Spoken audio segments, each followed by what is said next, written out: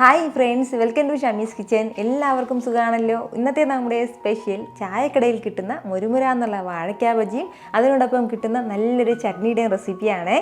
അപ്പോൾ ഈ വീഡിയോ ഇഷ്ടമായാൽ ഇതൊന്ന് ലൈക്ക് ചെയ്യാനും കൂടെ തന്നെ സബ്സ്ക്രൈബ് ചെയ്യാനും തൊട്ടടുത്ത് കാണുന്ന ബെല്ലൈക്കൻ്റെ ഓള് മറക്കാതെ കൂടെ ഒന്ന് പ്രസ് ചെയ്തേക്കണേ. എന്നാൽ ശരി, എന്തെങ്ങനെയാണ് തയ്യാറാക്കുന്നത് വേഗം ഒന്ന് കണ്ടു നോക്കാം. നമ്മുടെ ഈ വാഴയ്ക്ക ബജി തയ്യാറാക്കി എടുക്കാനായിട്ട് ഞാനിപ്പോൾ ഇതുപോലെ 4 പച്ചക്കായ എടുത്തിട്ടുണ്ട്. അപ്പോൾ ഇത് പച്ചക്കായ എന്നും പറയും, അതുപോലെ കറിക്കായ എന്ന് പറയും, പിന്നെ ബജിക്കായ എന്നും പറയും കേട്ടോ. നമ്മുടെ ഏത്തക്കായ പച്ച ഉണ്ടല്ലോ, അതെടുക്കരുത്. ഏത്തക്കായ പച്ച കളറിലുള്ള ആ പച്ചയായിട്ടുള്ള അത് എടുക്കരുത് കേട്ടോ. ഇതുപോലുള്ള നമ്മൾ കറിക്ക് ഉപയോഗിക്കുന്ന ആ ഒരു പച്ചക്കായയിൽ വേണം ബജി തയ്യാറാക്കാനായിട്ട്. എങ്കിൽ മാത്രമേ ആ ഒരു കറക്റ്റ് ടേസ്റ്റ് നമുക്ക് കിട്ടത്തുള്ളൂ. ആദ്യം നമുക്ക് നമ്മുടെ ഈ പച്ചക്കായയുടെ മുകളിലുള്ള ആ പുറംതോലൊന്ന് അരിഞ്ഞ് മാറ്റാവുന്നതാണ്. ചെറുതായിട്ട് തിന്നായിട്ടൊന്ന് അരിഞ്ഞ് മാറ്റിയാൽ മതിയാവും കേട്ടോ. ഒരുപാട് ഹാർഡായിട്ട് ഇതിൻ്റെ പുറംതോടൊന്നും മാറ്റണം എന്നുള്ള ആവശ്യമായിട്ടില്ല. ഇതുപോലെ ലൈറ്റായിട്ട് കനം കുറച്ചൊന്ന് ചീകി എടുത്താൽ മതിയാവും. ഇതുപോലെ പച്ചക്കായയുടെ ആ പുറംതോടൊക്കെ ലൈറ്റായിട്ടൊന്ന് അരിഞ്ഞ് മാറ്റിക്കഴിഞ്ഞാൽ പിന്നെ നമുക്ക് വേണ്ടത് ഇതിൻ്റെ 2 സൈഡും ഇതുപോലെ ഒന്ന് കട്ട് ചെയ്ത് മാറ്റാം. ഞാനിപ്പോൾ ഇതുപോലൊരു സ്ലൈസറിലാണ് നമ്മുടെ ഈ പച്ചക്കായ ഒന്ന് അരിഞ്ഞെടുക്കുന്നത്. അപ്പോൾ നമ്മുടെ ആ സ്ലൈസറിൻ്റെ ആ ഒരു കനം ഈ ഒരു അളവിലാണ് ഞാൻ സെറ്റ് ചെയ്തിട്ടുള്ളത്. ഒരുപാട് തീരെ തിന്നായിട്ട് നമുക്ക് സെറ്റ് ചെയ്യേണ്ട ആവശ്യമില്ല, ഒരുപാട് കനത്തിലും അങ്ങനെ ചെയ്യേണ്ട ആവശ്യമില്ല. അതായത് നമുക്ക് കൈവച്ചിട്ട് അരിയാൻ പറ്റുമെങ്കിൽ കൈവച്ചിട്ട് തന്നെ തിന്നായിട്ടൊന്ന് അരിഞ്ഞെടുക്കാം. അതല്ല ഇതുപോലെ സ്ലൈസർ ഉണ്ടെങ്കിൽ അത് കുറച്ചും കൂടി ഈസി ആയിട്ട് നമുക്കൊന്ന് അരിഞ്ഞെടുക്കാൻ വേണ്ടി പറ്റും. പെട്ടെന്ന് എളുപ്പത്തിൽ ഒന്ന് അരിഞ്ഞ് കിട്ടാനായിട്ട് നമ്മുടെ ഈ സ്ലൈസറിൻ്റെ മുകളിലായിട്ട് ഞാനൊരല്പം എണ്ണ ഒന്ന് പുരട്ടി കൊടുത്തിട്ടുണ്ട് കേട്ടോ. അപ്പോൾ അതിങ്ങനെ സ്റ്റിക്കായിട്ട് നിൽക്കാതെ പെട്ടെന്ന് ഇങ്ങനെ സ്മൂത്തായിട്ട് തന്നെ നമുക്കൊന്ന് അരിഞ്ഞെടുക്കാൻ വേണ്ടി പറ്റും. നമ്മുടെ ഈ പച്ചക്കായ എടുത്തിട്ട് ഇതിൽ ഏത് സൈഡാണോ നല്ല വീതിയുള്ള സൈഡ്, ആ ഒരു സൈഡ് നോക്കി വേണം കേട്ടോ ഒന്ന് അരിയാനായിട്ട്. അതായത് നമ്മൾ ഈ ഒരു സൈഡ് വെച്ച് അരിയരുത്, ഇതുപോലെ ഇങ്ങനെ ഫ്ലാറ്റ് ആയിട്ടുള്ള സൈഡ് ഉണ്ടല്ലോ, അത് വേണം കേട്ടോ ഒന്ന് അരിഞ്ഞെടുക്കാനായിട്ട്.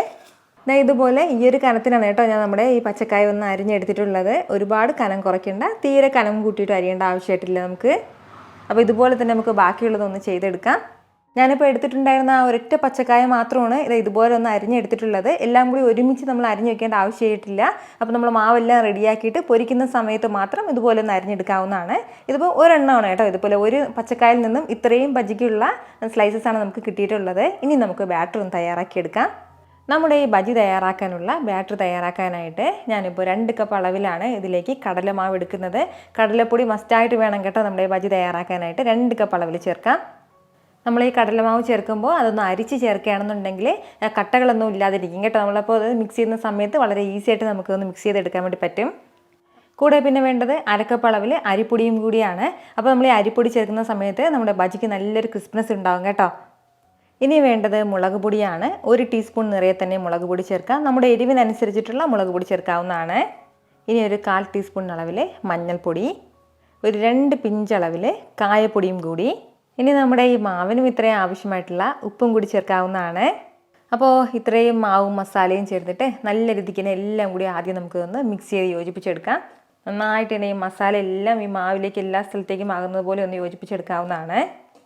അപ്പോൾ ഇതുപോലെ ഒന്ന് മിക്സ് ചെയ്തെടുത്തു കഴിഞ്ഞാൽ ഇനി നമുക്കിതിലേക്ക് കുറച്ചായിട്ട് വെള്ളം ചേർത്തിട്ട് നന്നായിട്ട് നിന്ന് മിക്സ് ചെയ്ത് യോജിപ്പിച്ചെടുക്കാം. ഒരുപാട് ലൂസായി പോകരുത് ബാറ്റർ, അതുപോലെ തന്നെ ഒരുപാട് കട്ടിയാകേണ്ട ആവശ്യമില്ല. ഒരു മീഡിയം അളവിൽ വേണം നമ്മുടെ മാവ് ഉണ്ടാകാനായിട്ട്. ഇതുപോലെ ഹാൻഡ് വിസ്ക് ഉണ്ടെങ്കിൽ വളരെ എളുപ്പത്തിൽ നമുക്ക് കട്ടകളൊന്നും ഇല്ലാതെ ഒന്ന് യോജിപ്പിച്ചെടുക്കാവുന്നതാണ്. ഏകദേശം ഒരു 2-3 മിനിറ്റോളമെങ്കിലും നമ്മൾ നന്നായിട്ട് ഒന്ന് മിക്സ് ചെയ്ത് കൊടുത്തുകൊണ്ടേ ഇരിക്കണം. എങ്കിൽ മാത്രമേ മാവ് നല്ല സോഫ്റ്റായിട്ട് നമുക്ക് കിട്ടത്തുള്ളൂ.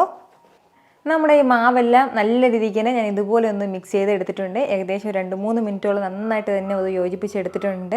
ഏകദേശം 1.25 കപ്പോളം വെള്ളമാണ് ഞാൻ ഇതിലേക്ക് ചേർത്തിരിക്കുന്നത്. നമ്മുടെ ആ മാവിൻ്റെ കറക്റ്റ് തിക്നെസ് എങ്ങനെയാണെന്ന് അറിയാൻ വേണ്ടിയിട്ട് ഒരു സ്പൂൺ ഇതുപോലെ ഒന്ന് ഡിപ്പ് ചെയ്ത് നമ്മളിങ്ങനെ പുറം ഭാഗം നോക്കുമ്പോഴത്തേക്കും ആ സ്പൂണിൻ്റെ ആ മെറ്റൽ ഭാഗം കാണാൻ പാടില്ല. ഇതുപോലെ മാവ് കംപ്ലീറ്റ് ആയിട്ട് ഇങ്ങനെ കോട്ട് ചെയ്തിട്ടുണ്ടാവണം കേട്ടോ. ഇതാണ് ആ മാവിൻ്റെ ഒരു കറക്റ്റ് പരുവം എന്ന് പറയുന്നത്. ഇനി ഇതിലേക്ക് കൂടുതൽ വെള്ളം ചേർക്കേണ്ട ആവശ്യമായിട്ടില്ല നമുക്ക്. അപ്പോൾ ഇതുപോലെ നമ്മുടെ മാവെല്ലാം ഒന്ന് റെഡിയാക്കി എടുത്തു കഴിഞ്ഞാൽ പിന്നെ ഇനി നമുക്ക് ഇതിലേക്ക് ചേർക്കേണ്ടത് ഇതുപോലെ ഒരു 2 പിഞ്ച് അളവിൽ മാത്രം ബേക്കിംഗ് സോഡയും കൂടിയാണ്. അപ്പോൾ ബേക്കിംഗ് സോഡ ഇപ്പോൾ ഞാൻ ചേർക്കുന്നില്ല. എണ്ണ നന്നായിട്ടൊന്ന് ചൂടായി കഴിഞ്ഞതിന് ശേഷം മാത്രമേ ചേർക്കുന്നുള്ളൂ. ബേക്കിംഗ് സോഡ ചേർത്ത് കഴിഞ്ഞാൽ പിന്നീട് നമ്മൾ ഒരുപാട് സമയം ഇങ്ങനെ റെസ്റ്റ് ചെയ്യാൻ വേണ്ടി വെക്കരുത്. എങ്കിൽ പിന്നെ എണ്ണ നന്നായിട്ടൊന്ന് വലിച്ചെടുക്കും ബജിയെല്ലാം. അതിൻ്റെ പേരിൽ എണ്ണ നല്ലതുപോലെ ചൂടായി കഴിഞ്ഞിട്ട് മാത്രം ഇതിൽ നിന്നൊരു അല്പം ബേക്കിംഗ് സോഡ ഇങ്ങനെ ചേർത്തിട്ട് നല്ല രീതിക്ക് എല്ലാം കൂടി ഒന്ന് മിക്സ് ചെയ്ത് യോജിപ്പിച്ചെടുത്തിട്ട് ഉടൻ തന്നെ പൊരിച്ചെടുക്കാവുന്നതാണ്. ഇനി നമുക്ക് നമ്മുടെ ചട്നി തയ്യാറാക്കിയെടുക്കാം. ചട്നി തയ്യാറാക്കാനായിട്ട് 1/2 മുറി തേങ്ങ ചിരകിയത് ഞാനിപ്പോൾ മിക്സിയുടെ ജാറിലേക്ക് ചേർക്കുകയാണ്. കൂടെ പിന്നെ ഇനി നമുക്കിതിലേക്ക് വേണ്ടത് 2 വറ്റൽമുളകും കൂടിയാണ്. അപ്പോൾ വറ്റൽമുളക് 2 കനലിലിട്ടൊന്ന് ചുട്ടെടുക്കുകയോ അല്ലാന്നുണ്ടെങ്കിൽ ഒരു കടായിലേക്ക് അല്പം എണ്ണ ചേർത്തിട്ട് നന്നായിട്ടൊന്ന് വറുത്തെടുത്താലും മതിയാവും. ഞാനിപ്പോൾ ഇത് കനലിലിട്ട് ചുട്ടെടുത്ത 2 വറ്റൽമുളകാണ് ചേർക്കുന്നത്. ഇതുപോലെ നമ്മൾ വറ്റൽമുളക് ചുട്ടെടുത്ത് ഇതിലേക്ക് ചേർക്കുമ്പോഴത്തേക്ക് ഒരു പ്രത്യേക ടേസ്റ്റാണ് കേട്ടോ നമ്മുടെ ഈ ചട്നിക്ക് കിട്ടുന്നത്. കൂടെ പിന്നെ വേണ്ടത് ചെറിയൊരു പീസ് അളവിൽ ഇഞ്ചിയാണ്. ആ ഇഞ്ചി ചെറുതായിട്ടൊന്ന് അരിഞ്ഞ് ചേർത്തേക്കണം. ഇനി ചെറിയൊരു പീസ് അളവിൽ മാത്രം പുളിയും കൂടി. ഇനി നമ്മുടെ ഈ ചട്നിക്കും ആവശ്യമായിട്ടുള്ള ഉപ്പ് ചേർക്കാം. ഇതിനോടൊപ്പം ഒരു 1/2 കപ്പ് അളവിൽ മാത്രം വെള്ളം കൂടി ചേർത്തിട്ട് നല്ല സ്മൂത്തായിട്ട് തന്നെ നമുക്കൊന്ന് അരച്ചെടുക്കാവുന്നതാണ്. ഇതുപോലെ നല്ല സ്മൂത്തായിട്ട് ഞാൻ ഇതൊന്ന് അരച്ചെടുത്തിട്ടുണ്ട്. നമ്മുടെ ചട്നിക്ക് എത്രത്തോളം തിക്നെസ് വേണമോ അതിനനുസരിച്ചിട്ട് വെള്ളം കൂട്ടുകയും കുറയ്ക്കുകയൊക്കെ ചെയ്യാവുന്നതാണ്. ഇനി നമുക്കിതിലേക്ക് ചെറിയൊരു താളിപ്പും കൂടി ചേർക്കാം. താളിച്ചത് ചേർക്കാനായിട്ട് 1 ടേബിൾ സ്പൂൺ വെളിച്ചെണ്ണയിലേക്ക് 1/2 ടീസ്പൂൺ കടുകും ഒരല്പം കറിവേപ്പിലയും കൂടി ഒന്ന് പൊട്ടിച്ചെടുത്തിട്ടുണ്ട്. അത് ചൂടോടുകൂടി തന്നെ നമുക്ക് ഇതിലേക്ക് ചേർക്കാം. ഇനി നല്ല രീതിക്ക് ഇതൊന്ന് മിക്സ് ചെയ്തെടുത്ത് കഴിഞ്ഞാൽ നമ്മുടെ സൂപ്പർ ടേസ്റ്റി ആയിട്ടുള്ള ചട്നി ഇവിടെ റെഡി ആയിട്ടുണ്ട് കേട്ടോ. അപ്പോൾ ഇത് നമുക്ക് ബജിയുടെ കൂടെ മാത്രമല്ല രാവിലത്തെ ഏത് ബ്രേക്ക്ഫാസ്റ്റിൻ്റെ കൂടെ നമുക്ക് ഇതുപോലൊരു ചട്നി തയ്യാറാക്കി സൈഡായിട്ട് എടുക്കാവുന്നതാണ്. നമ്മുടെ ബജി ഫ്രൈ ചെയ്തെടുക്കാനുള്ള എണ്ണ ഇപ്പോൾ വെച്ചിട്ടുണ്ട്. എണ്ണ നന്നായിട്ടൊന്ന് ചൂടായിട്ടുണ്ട്. അപ്പോൾ എണ്ണയൊക്കെ നന്നായിട്ടൊന്ന് ചൂടായി കഴിഞ്ഞാൽ മാത്രം ഇതിലേക്ക് നമുക്ക് 2 പിഞ്ചളവിൽ ബേക്കിംഗ് സോഡ ചേർക്കാം.